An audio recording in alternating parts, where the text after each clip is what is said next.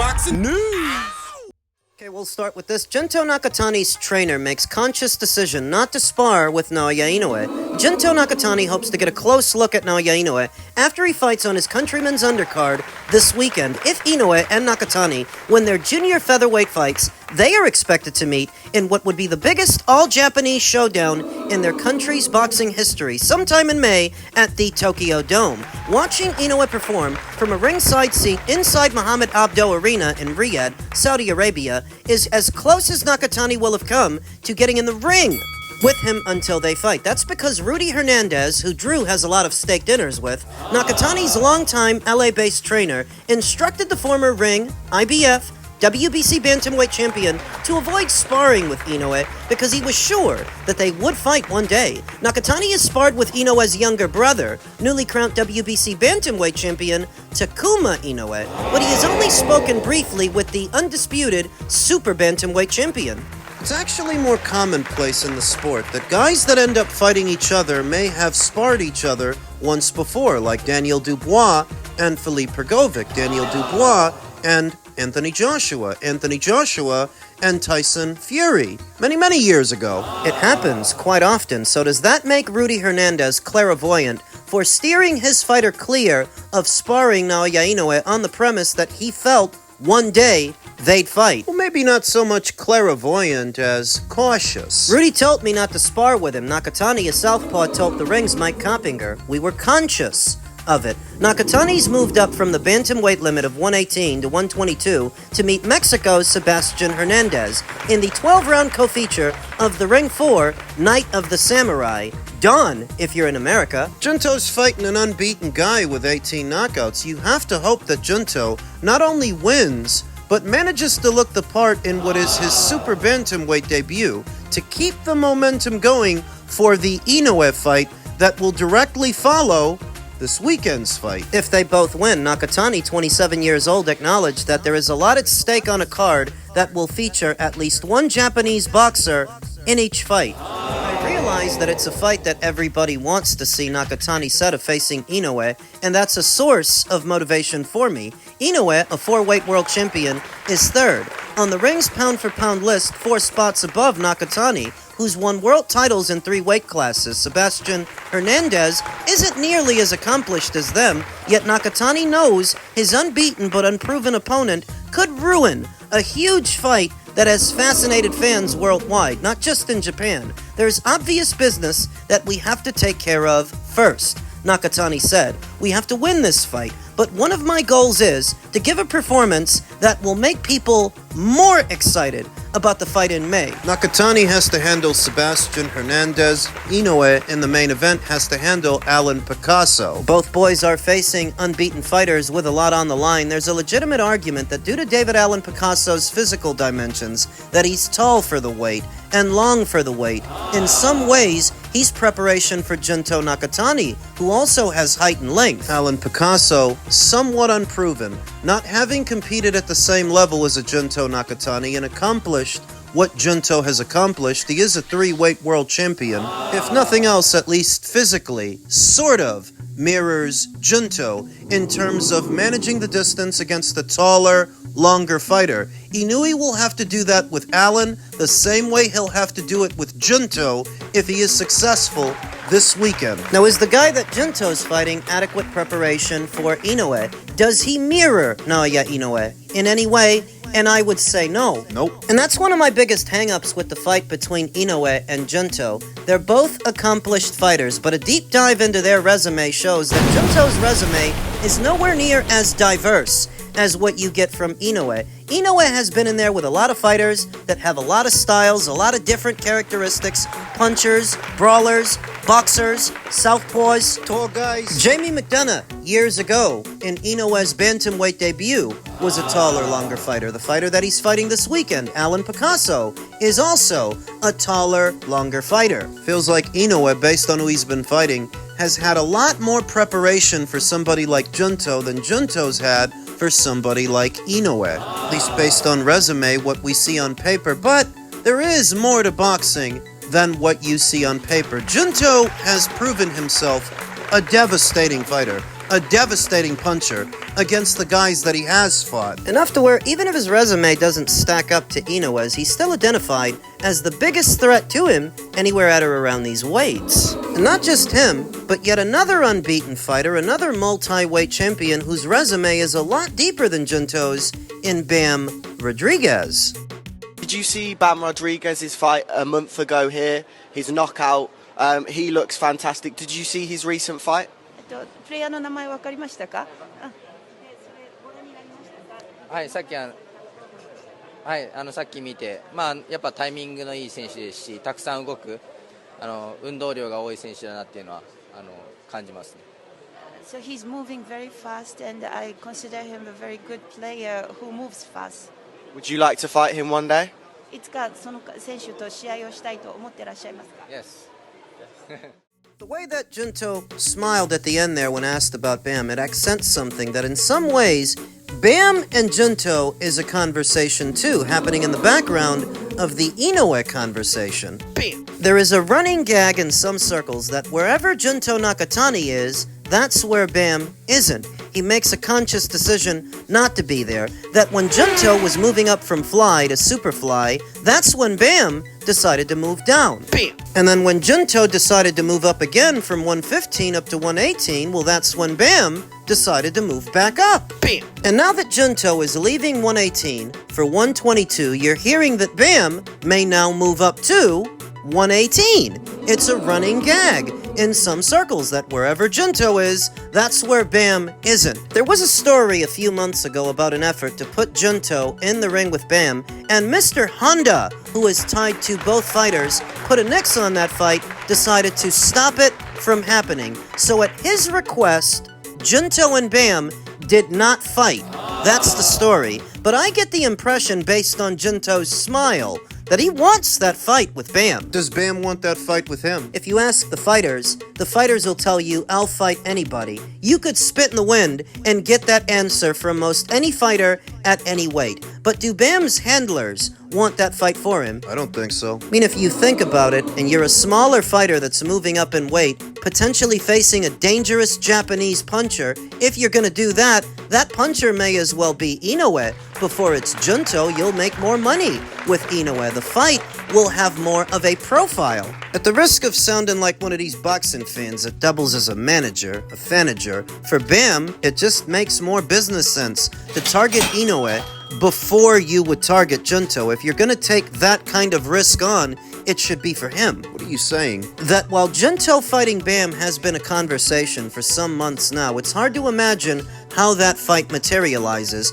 If Junto wins this weekend, and so does Inoue, and then they fight each other in May. If Inoue wins, there would be no reason for Bam to fight Junto. That's if Inoue wins. If Junto wins, it's still not a lock. It's still not a guarantee that Bam would jump up to 122 to fight him. He might decide to stay at 118. He's at 115 right now with 3 of the 4 major titles at that weight. He might shoot for undisputed, but if he doesn't, he'll move up to 118 at a time where Junto's moving up to 122. They're separated by weight. They always have been. And to some people, it's not by accident. It's by design. Bam's resume is many times deeper than Junto's. I'll be the first to tell you that. He's got 3 of the 4 kings at Superfly on there in Quadras, Rumvisai, and Gallo, as well as 3 wins over 3 unbeaten champions in Sonny Edwards, Fumilela Kafu, and more recently Puma Martinez. Bam's resume is more impressive than Junto's. Though anecdotally,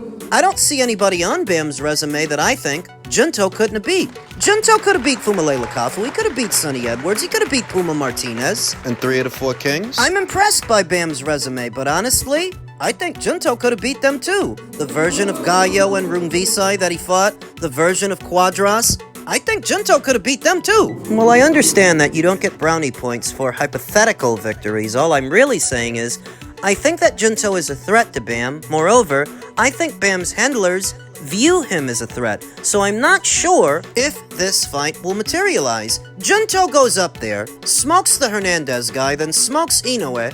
You're telling me that Bam's handlers are going to want to make that fight? Or will they sit tight at 118 and win belts there? I like Bam. I'm a fan of his boxing. I rate him. But I'm also a realist about what will and won't happen in this sport. And I'm not sure that the conditions will ever be right for a Bam versus Nakatani fight. Just being honest. Jake, how are you able to sit down when your nuts are the size of basketballs? I'm still, after all the fights you've had, in awe of the fact that you do what you do. It's mind-blowing to me. Thank you, man. Yeah. I mean, it's not that hard to get your ass beat. I won 2 rounds For sure. and then he won 2, and then I got dropped. Yeah, I was doing good. I just think my cardio, just the mental pressure of the big guy and sparring the big people is different than the 10-ounce gloves. So I was feeling his power a lot more. But it was a great experience. Like, I learned a lot in there. Did he surprise you with his power? No, to be honest, no. But, I mean, he surprised my jaw. So Jake Paul believes that he won the first 2 rounds in the fight with Anthony Joshua. I would disagree. Circling away from the opponent that much, you're not getting a whole lot done. You have to offset the movement with scoring blows, a conscious effort to land punches on the other guy, because otherwise you're just giving up ground and you're retreating. Though to Jake Paul, he believes he won the first 2. Nakisa Badarian, Co-founder of MVP, he believes that it wasn't a skill issue that costed Jake the fight, it was a size issue, that size is the only real reason Anthony won. To that, former UFC middleweight champion Michael Bisping says that Nakisa Badarian is insane. To blame size for Paul loss to Anthony Joshua, Michael Bisping thinks Jake Paul's manager is being ridiculous. On his YouTube channel, Bisping unequivocally shot down that notion, saying, "So Jake Paul lost because of the skill difference and not the size difference." Bisping said, "I'm sorry. I'm not trying to insult this guy. I'm not. But as a fighter, as a former fighter, as someone that's very experienced in the world of MMA and combat sports in general, this is a crazy shout. He lost because he was smaller, he lost because of the size difference, he also lost because he has no business being in there with him. Anthony Joshua is by far the better boxer. Joshua entered Friday with a 28-4 record, including duels with some of the best heavyweights of his generation, including Alexander Usyk, Vladimir Klitschko, and Daniel Dubois. Among others, he was expected to run through Paul, and though it took longer than expected due to Paul focusing on keeping his distance and repeatedly dropping to his knees when Joshua came close, Joshua eventually took care of business. Bisping understands why Badarian is standing by his friend, but thinks Badarian's analysis of the fight has no basis in reality. Of course this guy's his manager, so he's going to spin it, Bisping said. But there's a reason why we have managers. We have managers to protect us from ourselves. To say, hold on a minute, that's crazy. Don't box Anthony Joshua, you might leave in a coffin. But this guy now afterwards is defending it and still saying that he lost because he got tired. He did get tired, and there was a lot of clinching, but the clinching was from Jake Paul, from him shooting, from him actually getting double underhooks, from him doing anything he could when Anthony Joshua moved forward to stop the punches being thrown. When you're clinching, you can't throw punches, and the referee should have got in there a lot quicker as well. But for this guy to be blaming it on size only, and not the skill, is insane. Jake's made loads of money, he's had lots of big, lucrative fights, and he probably will continue to have more. And I wish him the best of luck. I really do, Bisping said. Just box someone your own size. Not a 35er, not a super heavyweight, not a 2-time world champion or a gold medalist at the Olympics. Fight a cruiserweight and fight someone up and coming. Simple as. And then, everyone will give him a ton of respect. The feather that Jake and his team seem to have in their cap is that they lasted longer than, say, Francis Ngannou. That they lasted longer with Anthony than some other fighters, say Francis Ngannou or former champion Charles Martin. But you know, a lot of fights would go a lot longer than they usually do if the fighters made a decision to drop to their knees. As soon as a guy gets close, if the fighters made a decision to play red light, green light with their opponent instead of trying to beat them, that you lasted longer than some other guys. But maybe it's because those other guys were trying to win the fight where you were just trying to survive it. AJ didn't need to put very many boxing skills on display against Jake because Jake's gas tank gave out rather quickly, and that's from just playing keep away, moving away from the opponent all night, falling to your knees whenever he got close, and some clinches. Against a guy like that, you think AJ needs to put a bunch of skills on display? I give Jakey boy credit. I think he's got massive cojones. He's got guts is what he's got. He's a madman. But this was just as much a skill issue as it was a size issue, a cardio issue, being a world-class athlete. Most people make no light of how Anthony knocked him out. He jabbed at his chest to get him to protect that area so he'd leave his face open for the right. He set him up, and he set him up rather easily. But yeah, I mean, I told everyone, though, that I would do better than Francis and that Francis kind of got no chin. So Francis low-key soft. you made it further than Francis by six. He went 6 rounds. You know what that means? What? He's got a He could beat Francis. I'll fight Francis. Based on the this is logic. math. Wow, that's a good idea, He could actually. beat Francis. I think maybe now he'll take it and be like, oh, He might. When the fight was originally on offer to Francis Ngannou, he thought they were joking. He was insulted. They even offered him the fight. But you have to consider, Jake literally has more time in a boxing ring, more boxing matches over a longer duration of time than Francis Ngannou. Francis only has 2 boxing matches, both of which he lost. Now, there is a legitimate argument that Jake only lasted longer than Francis because Jake wasn't really trying to win so much as trying to survive. But if he's in there with a less skilled boxer than an Anthony Joshua, an Olympic gold medalist and a 2-time unified heavyweight champion, if he's in there with a Francis Ngannou, theoretically, he could do better because he is a more seasoned boxer, at least, than Francis Ngannou. Is that the next super fight for Jake Paul? Upon his return, will he face Francis Ngannou? All the elements of a legitimate boxing match are actually there in a Jake Paul versus Francis Ngannou fight. The question, who's more skilled, Jake or Francis? Who's got a better chin? Who takes a better shot, Jake or Francis? These are the things that compel a boxing fan to watch a boxing match. They share a common opponent in Anthony Joshua, so there is some cross-comparison to make. These are the elements that go into making and go into selling a legitimate boxing match. So Jake versus Francis has an air of intrigue, but also danger.